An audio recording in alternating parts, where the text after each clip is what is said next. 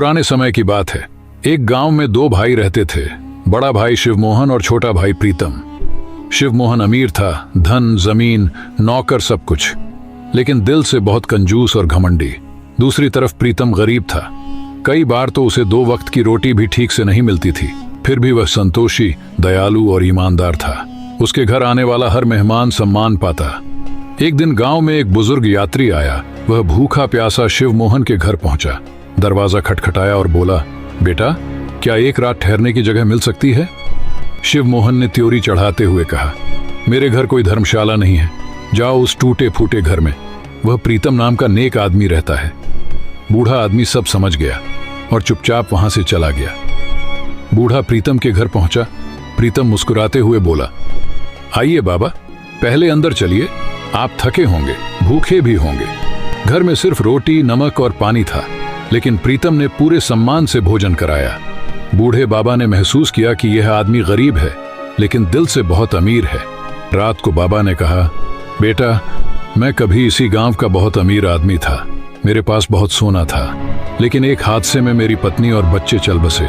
दुख में मैंने दुनिया छोड़ दी और तीर्थ यात्रा शुरू कर दी। यात्रा पर जाने से पहले मैंने जंगल में एक गुप्त जगह पर अपना सारा खजाना छुपा दिया था, लेकिन रास्ते में मैं एक सोने की ईंट बेचने गया।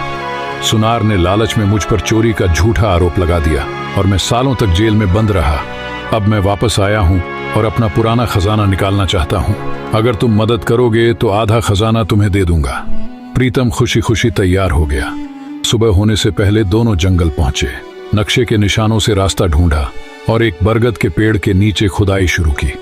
थोड़ी देर बाद वहां एक लकड़ी का पुराना संदूक मिला। घर लाकर खोला तो सोने की ईंटें और ढेर सारे सिक्के। बाबा ने आधा सोना प्रीतम को दे दिया।